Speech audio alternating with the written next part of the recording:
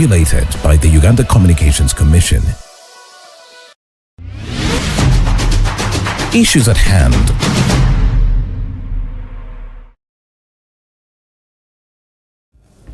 Oh yes, good morning once again, and thank you for keeping into Church of Uganda Family TV. This is Issues at Hand. Yes, we always discuss matters that are very, very critical out there. And today we are going to focus much onto the women and of course looking at the special interest groups elections as well that will be coming up, but also the violence that comes along in there.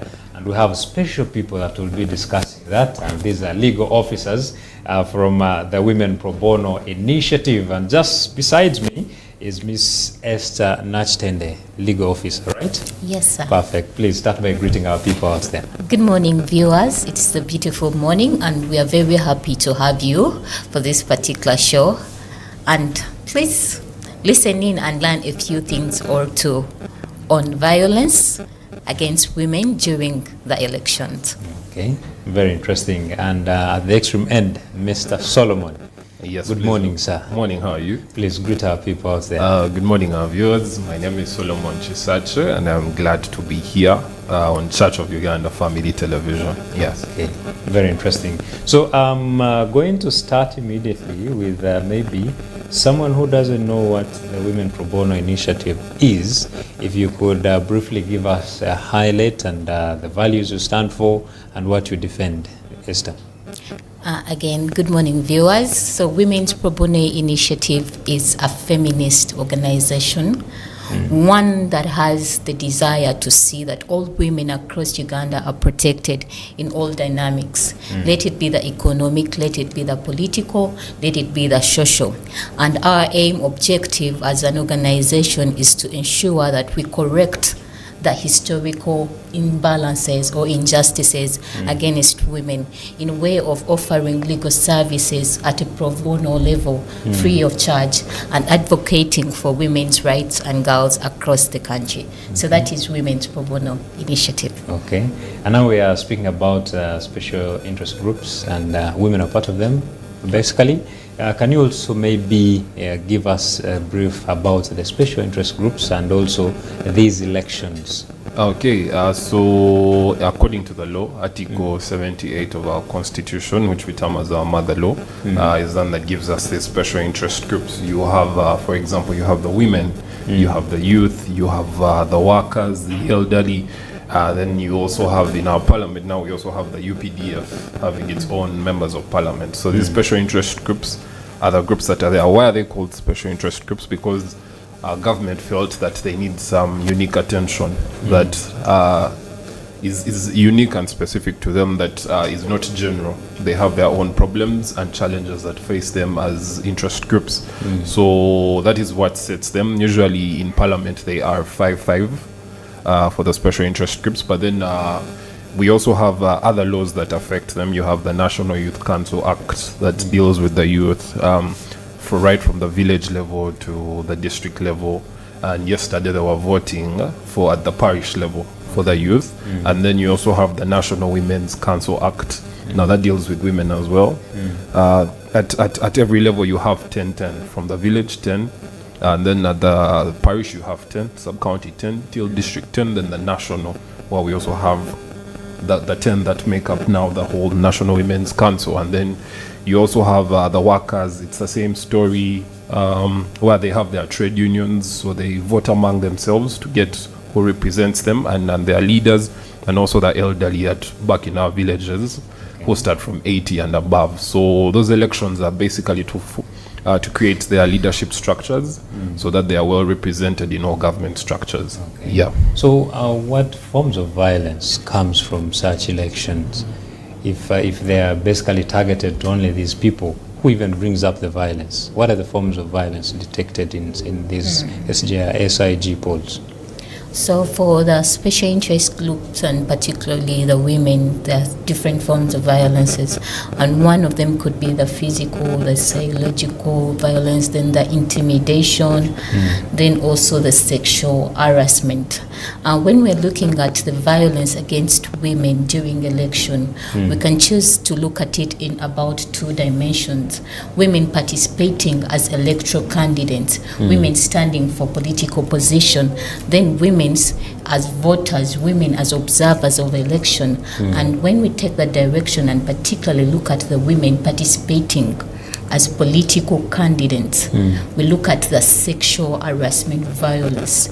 We recently witnessed the video of notes that were going viral of a certain young lady who was contesting for an MP. So why would that be for a woman? So you mean men do not have notes out there? But simply because a certain woman has chosen to take up a political position in this country, you find it right to bring out their nude photos at that particular time. So that is a form of violence against women. Recently, we also witnessed a certain man of God, an apostle, who abandoned his wife, claiming they are not aligning in the same political parties. Yet Article 29(1)(e) gives women the right to have freedom of association. Why should you leave your wife because she's choosing a political party you are not party to? So all that is a form of violence that women face during the election. Now when we choose to perceive women as voters during the election, I know we all remember what happened in November 18th, 2020. The story of the one Sophia Kusasira, who lost her life during the violence or the riots that happened on that particular day. Just an innocent woman, food vendor, woke up one day to go and work, and guess what? She was shot dead. So there is a lot of violence that women do experience during the election. That is physical, mental. I do not want to talk about sex for votes. When women go out to ask for votes, they have to exchange their bodies for a man to vote them. So that is really so sad.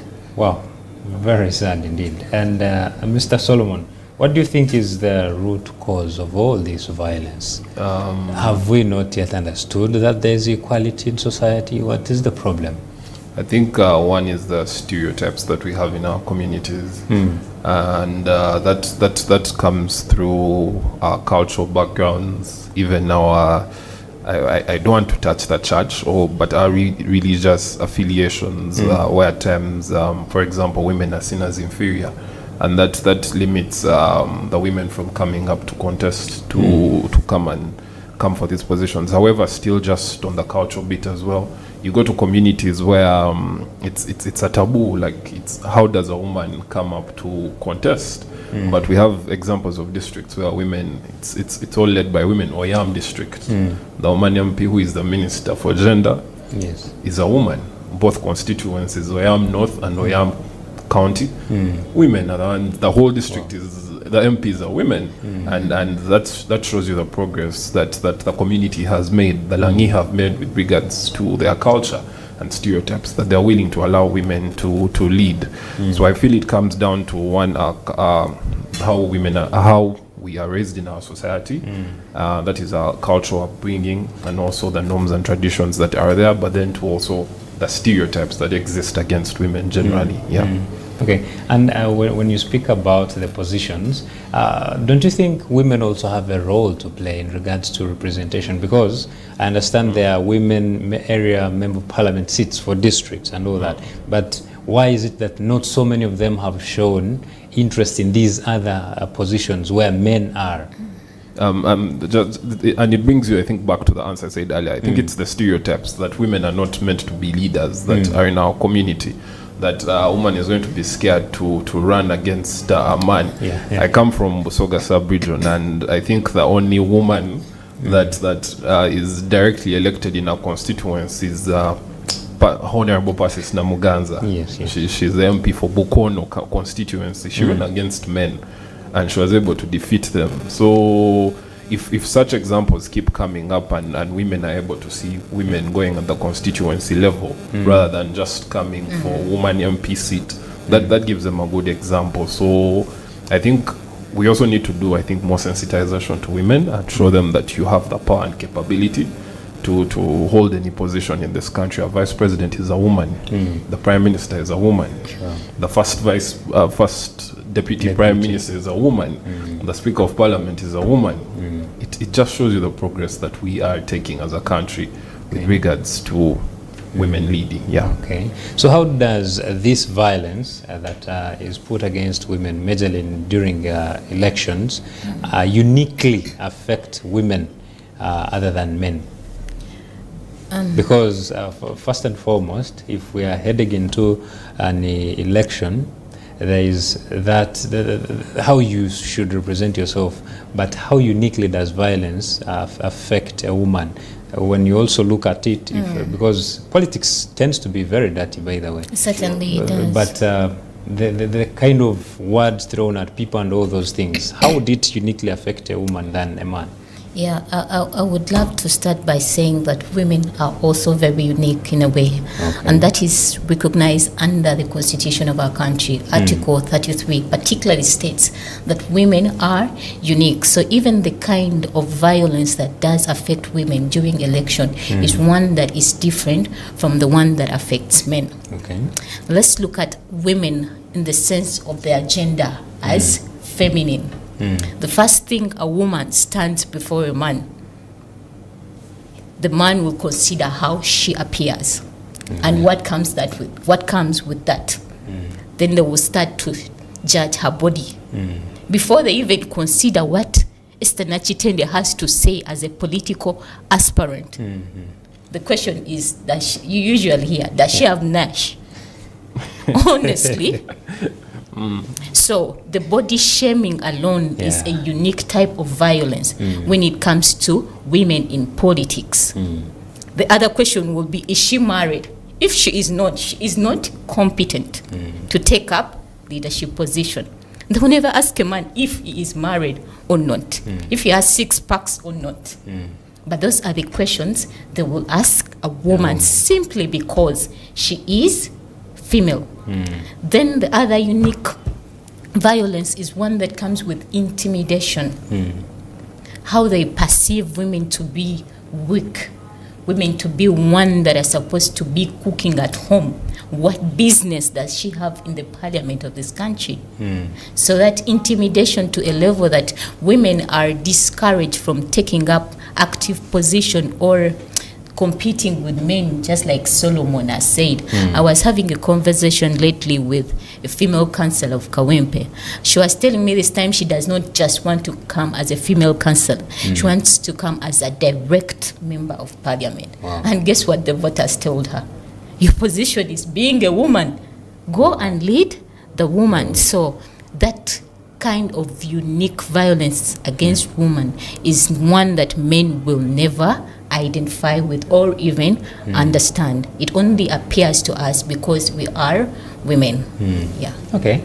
Solomon, you did mention very good positions of women in leadership, quite a number of them. So if we had to look back, what steps have we taken to ensure that at least there is equal representation in leadership as a nation? As a nation, one, it's clear from the set that women have now been given a slot. There's the woman district member of parliament. Yes. A slot already, as Esther stated, Article 33 that allows affirmative action. So there's already a slot for women. They already have that position that is there to represent their views. And then when it comes also to special interest groups, at least there is an aspect that one should be a woman. You have national female youth MP. Yes. Now already they have a slot as women, and that's progress for women in the country. And then when it also comes to the UPDF as well, and the kind of members of parliament they elect, they have women that are in, but equally at local government level, the councillors, you have, just like Esther said, there's a female councillor, a direct female councillor that represents a division or a sub-county, or I don't know how they call them, divisions or sub-counties. So that's already progress. But then two, for women, already, I think also with the appointment of women in various ministerial positions, that showed women that you can come from wherever you are. The Prime Minister recently was holding her Thanksgiving, and she was saying she was a councillor in Kakumiro, but now she's a whole prime minister of a country, a woman, and that shows you the progress women are making. But then you have women bodies as well for leaders. In Parliament, they have UOPA, where female legislators have an association for themselves, which creates a platform for them to be able to build more leadership. But equally, there are very many cases and laws that are being made, and policies that favor that women should be given a slot in the decision-making process of this country. So there's already progress, and that shows you with the facts that are around in our country. Just from the legislation, our parliament is made up 34% are women. And the only hindrance is that women are just not going for the direct, we said, but they're all focusing on woman MP. But if they went for also the direct slots, it would be a bigger number. But that also shows you progress. We're 34%. That's not a small number that you can take lightly. Okay, very interesting. So as an initiative, have you encountered women maybe who have been discouraged from political positions, or maybe by voters, or even their fellow aspirants, things like that? And what message do you share to them? Yes, certainly we have, being that we deal mostly with women, we do encounter such scenarios. Where women are being discouraged from taking up political position. But our message to them is that, one, women should know that this is not a favor from men. It is a right guaranteed by the Constitution of our country. We do have the right and the mandate to take up political position in this country. So they should take up these positions without any fear or favor from anyone, or without fear of intimidation from anyone or male characters. And for women out there that are taking positions in the political spaces, I pray that you get stronger and determined to take up the leadership of this country. We are 53% of Uganda's population. Women are the greater percentage of our population. And that gives us a greater burden to protect the needs, the desires of our nation. And just as being mothers of our nation, we have also that mandate to protect this country. So women should take up political position in all areas, and they should not fear. And to men that continuously intimidate women, make them feel small in political spaces. I had a story where female MPs are stopped from talking in parliament. Ridiculous. Why? So men should stop that habit of discouraging and undermining women in all spaces. Very interesting. And it is a call to you out there. If you're a woman and you want to take up a space, please look at the superiors up there. If you look at the positions that are up there, most of them, the majority, are women, so that would give you hope. So we are going in for a very short break, and when we return, we shall go the legal way and see what the law provides for instances like these ones. Issues at hand.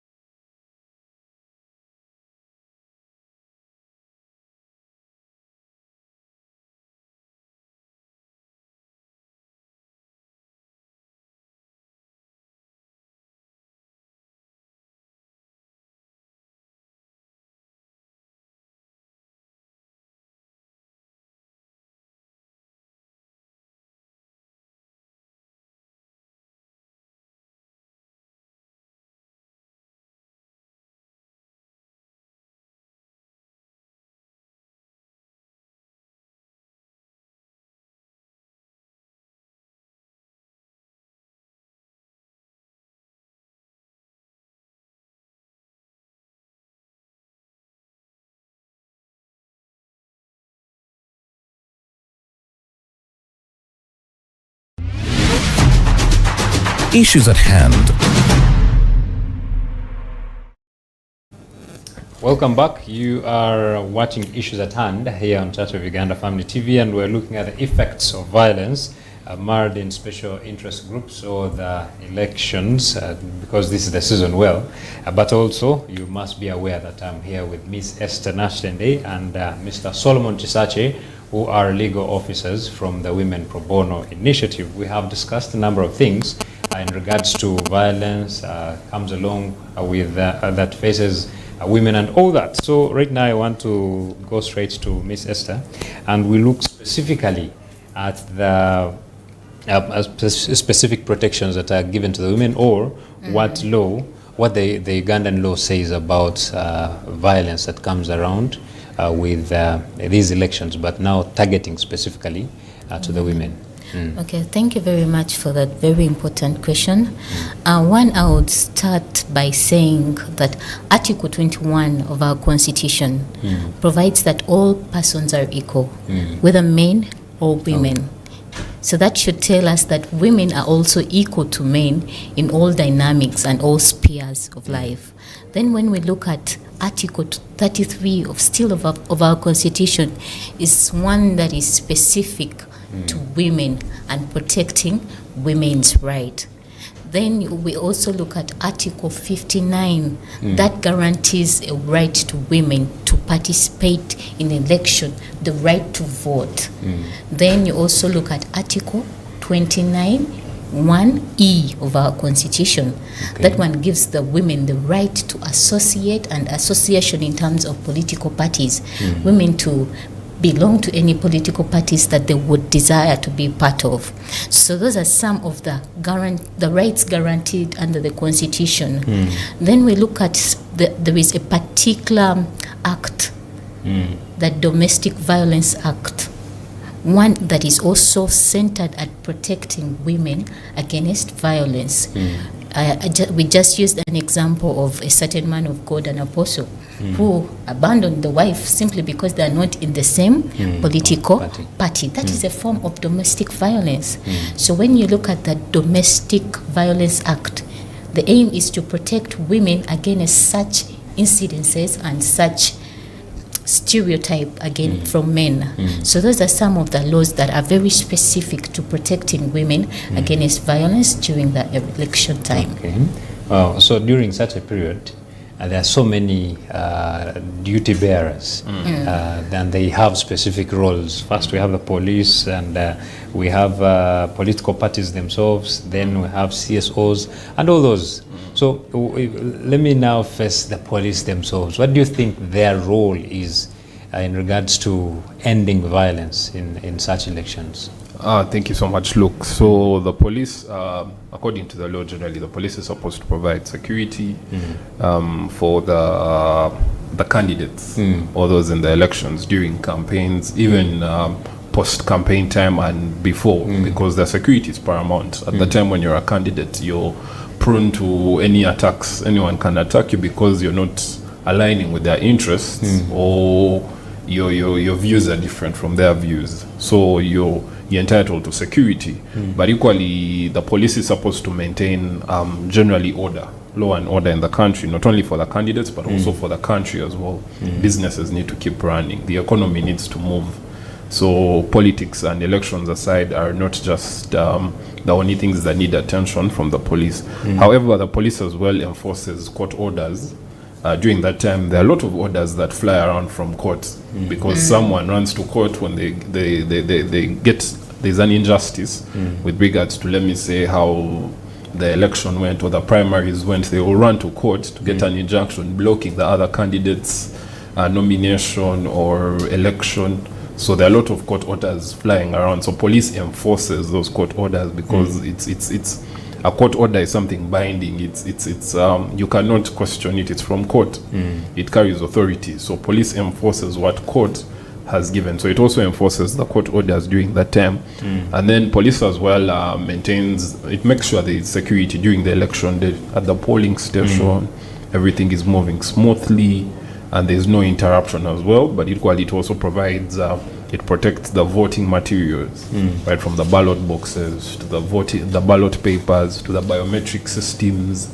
So all of that, police make sure everything is in check and there's law and order during the whole process. Okay. Yeah. And when we look at the political parties, what role do they have in regards to protecting their flag bearers or even their voters? Because I believe even in the audiences themselves, I'm glad you started with a very good example when we were starting. November killings, shootings that happened here, a woman losing her life, very, very innocent. So also political parties, what role do they have to play?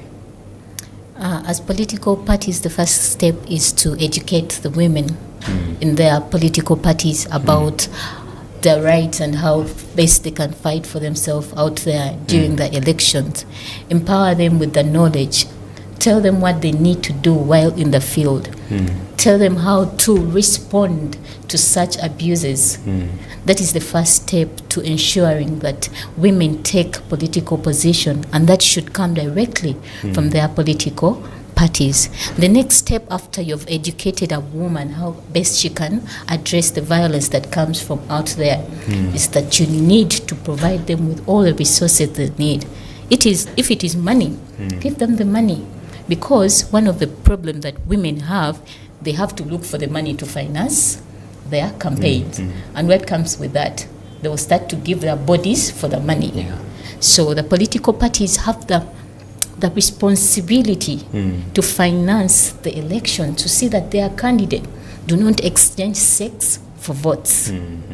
After you've given her the knowledge, you've given her the money, then stand with her, defend her on your social media accounts, defend a fellow member of the party if they're being abused by the public.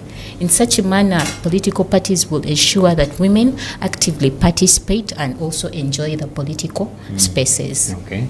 Now, when we head to solutions, Mr. Solomon, what practical interventions do you think can be put forward by all players? But maybe even before we go to that, what role does a civilian out there have to play in this regard? Because somehow, somewhere, they also fuel this so much. Giving an example of the video that was circulating, it is we, the citizens, that were doing all that. True. What role do they have to play? As civilians, we need to respect our fellow, the people we live with, their rights. It begins with how we associate with them. We need to give them audience to listen to them. However much I am not interested in your political interests or what you align with, I believe there's a message you carry for me as a Ugandan that might help me.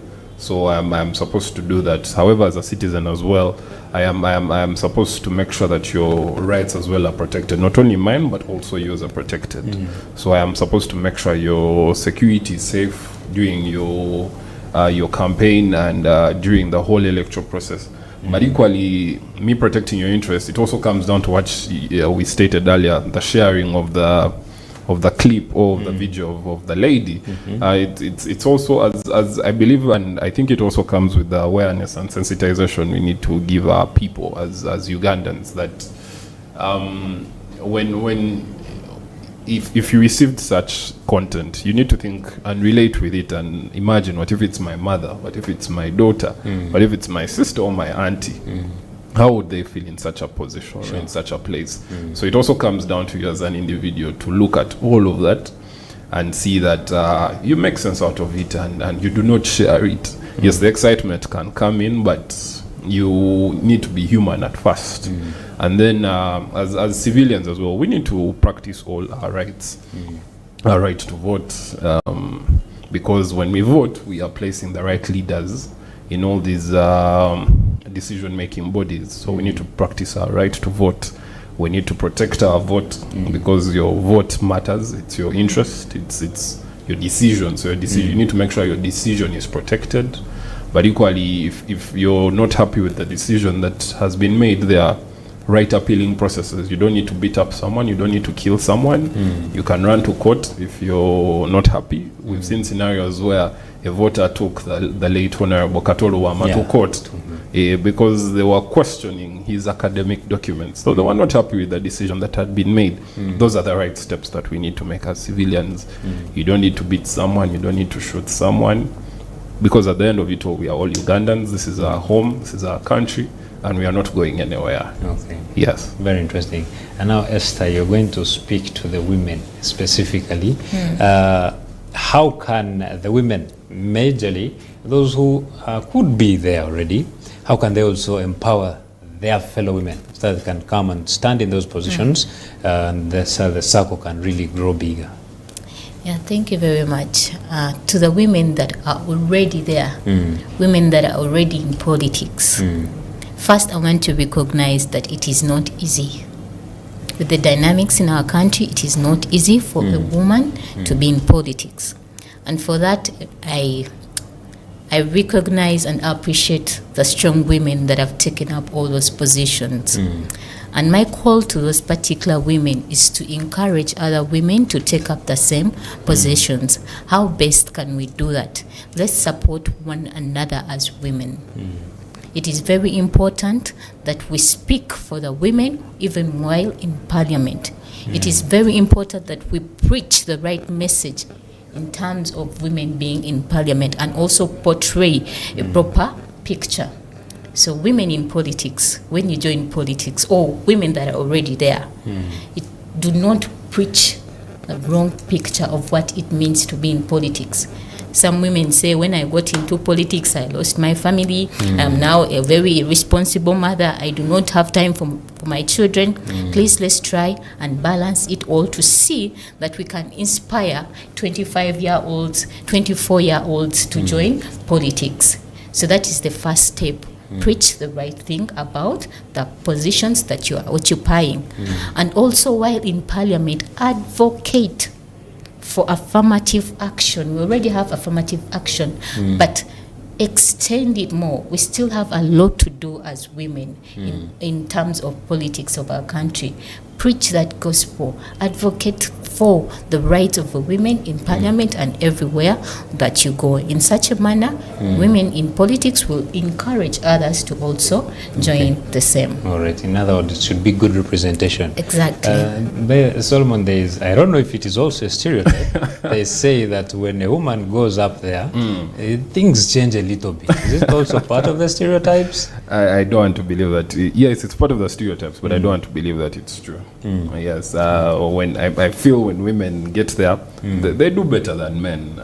When it comes to the decisions, I'm trying to imagine a parliament that has women only. I think we come from places where we have mothers, and when you base it like on your family, your father and mother, your mother might be more lenient with you than your father. Yeah, very so they'll have that soft spot for you. So I'm trying to imagine a parliament that has only women. They'll have a softer side for Ugandans than the men, and I believe so. I feel women when they get there, they do not change unless otherwise. I'm yet to see a divorce case where a woman MP is being chased by the husband. Nowadays, I see the husband follow their wives to the nomination to get nominated. So I'm yet to see something like that. Okay. Yeah. Very interesting. I believe we are almost ending, but I want us to, as a call of action, I have three strong sectors I wanted to look at. One is government and electoral commission. Solomon, what is your call to action or your plea to the government and the electoral commission as well? Okay, my call to action to government and the electoral commission. One, we need to ensure there is more space for free and fair elections in this country. Free and fair doesn't mean only with the security and the peace. It also comes to how the whole system is conducted, right? From the voting, the time management, and all of that. It's all part of the free and fair election. So let's make sure that every Ugandan gets a chance to vote. Let's keep the time. Let's ensure that there is peace. Government as well should ensure that there is peace, because this is our country, like I said earlier. We are not going anywhere. We are staying here. Our children will be here. So we shall live and they will stay. So we need to just make sure that this whole process doesn't break us as Ugandans. It just unites us as Ugandans, and we move forward after the election when there is better for this country. But equally, when there are more women, I would also want to encourage all political parties as well to encourage more women to take up spaces. We are still in the nomination period for a lot of parties, so they should encourage more women to take up more spaces. so that there's that balance, and Article 33 comes to life in our country. Okay. Yeah. And also, maybe if we can speak to the women's side, I understand from one of the districts in Western Uganda, it has become like a norm for them. They vote looks if it comes to the area.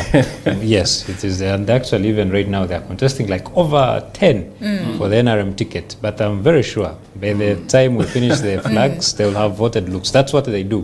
What message do you have for the voters and the communities? Let me start by saying that is the biggest problem.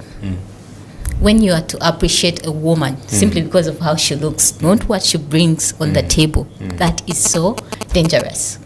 And you know where that has pushed women? To changing their bodies to look a certain way that appeals men, which is not right. So, dear voters, women are distinct from their bodies in terms of how they are shaped. How I am shaped does not represent how I think. So my appeal to you is that you vote women simply because they are women and the best persons to represent you. Look at their intellectual capacity. How best can this person resolve and solve the problems of our community? Not how best she looks brown or dark. Let's analyze things from an intellectual point of view than body shaming women simply because they do not look a certain way. They are not fit to be in particular position.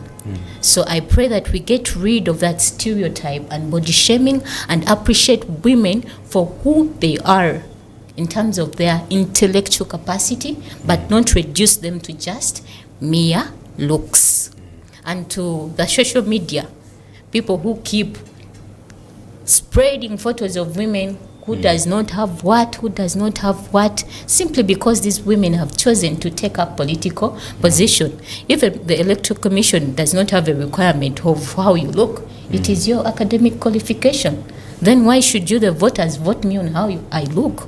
So my appeal to voters, please consider women as who they are, but rather not as how they look like. Okay, wow, very interesting. And now, Mr. Solomon, to the women aspiring for these positions, what's your plea to them? The women aspiring, they shouldn't give up. They are an inspiration to generations out there.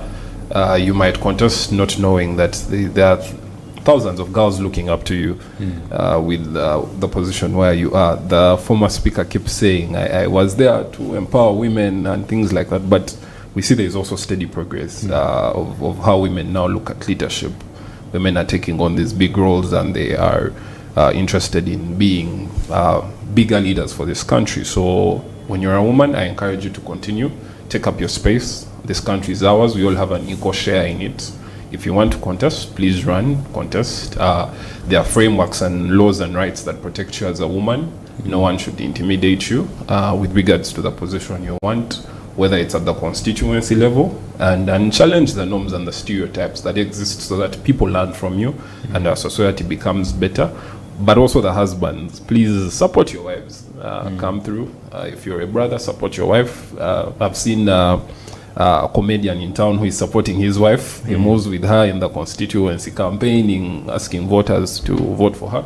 So support your wives, support your sisters, support your aunties and your mothers so that they win these positions and we have better decision makers. Yes. There is also, we've been talking about violence, and that is something we really condemn when it comes to the election period. So what is your message to the institutions that generally have, currently I want to target the religious institutions. These are institutions that have people, at least weekly, you find people converging in a church somewhere every Sunday, in a mosque somewhere every Friday, and also Saturdays and all that. What message do you have for these institutions? What should they be preaching to these people? Because now we already have violence, domestic violence that arose. How do you, as a leader of a spiritual leader, separate with a woman because of politics and all that? Yes. For our spiritual leaders, there's at least they already have a backing of the message that they preach, love, basing on who they believe, the higher power they believe in. So I encourage them to maintain the message of love, craft it in a way that does not show affiliation to any political side, but it just encourages Ugandans to unite. They should condemn the wrongs that are within the country, because a wrong is a wrong. A sin is a sin. It doesn't know whether it's yellow or blue or red. It's a sin. So please condemn any wrongs that are in society, because our spiritual leaders are supposed to be our overseers, the people that are putting us in check and in line with our morals. So they should condemn the wrongs that are within the country, and then they should also just continue preaching the message of love to all Ugandans and encourage them to unite and to stay rooted in the love for our country and the love for our nation. Very interesting. Yeah. Esther, as we wind up, we are just left with a minute. If you could give us your last remarks and we get out of here. Sure. Thank you very much. Dear viewers, thank you for keeping with us for this time to analyze and also have a closer look on the violence against women during election. My parting shot, I would just love to add a few on what Solomon has said in terms of the religious leaders. Religion has a very strong role it plays in empowering women, because it is where women are told that women are supposed to be good wives, misinterpret the whole concept of submission, tell us to keep at home and take care of our children. So it is high time that the religious leaders preach the right message to women. Tell them that they are equal to men, because that's what our constitution says, and also remind them that they have a role to play not only at home but also in the political spaces out there. For women leaders, my prayer to you is that you continuously do not tire, keep fighting for the women and keep fighting for the rights of a girl child. And to people in governance, I pray that you make the right policies. Lawmakers make the right laws that protect women in all aspects in our country. And to the women in general, please take up the political spaces, because it is a right that we are given under our constitution, and do not tire to fight for the rights of your fellow women. Yeah. Very interesting. Solomon, the same way, parting shots, please. My parting shots are to the men. Okay. Yeah, I'm interested in the men. All right. As men, we should create a conducive environment to support our sisters, but equally our fellow brothers in this election period. We should show the love, the support, because a woman is your leader does not make you inferior. It doesn't weaken you as a man. It does not. You do not lose, amounts of blood, or you do not become hungry because the woman is your leader. It just, I think, creates a better space for you to associate with them. So let's encourage our female people to contest, be leaders. Let us challenge the wrong stereotypes and narratives that are within our society that discourage women and make them look like weak forces within our spaces. But equally, let's be supportive and give them all kinds of attention that they need. Yeah. All right. Well, thank you so much. That is Mr. Solomon Tisache and Miss Esther Nakitende, who are all legal officers at the Women Probonal Initiative. I want to appreciate you as well for joining us this morning. I believe you now understand that you and I, or everyone, we all have a responsibility in making sure that there is no violence against women when it comes to this political space. So there is a lot you have to play, just like it has been aired out here, but also you should know that you have that role of protecting a woman, because you were born by a woman, you have a sister, you have a cousin, you have whatsoever you have, there is a woman figure. So it is your role, yours and I, to protect them in this society. I want to appreciate you for joining us. My name is Luke Majumba. We cannot go past this. Have a lovely day. Please stay on. There is coffee break coming up with Rita Nandera. Issues at hand.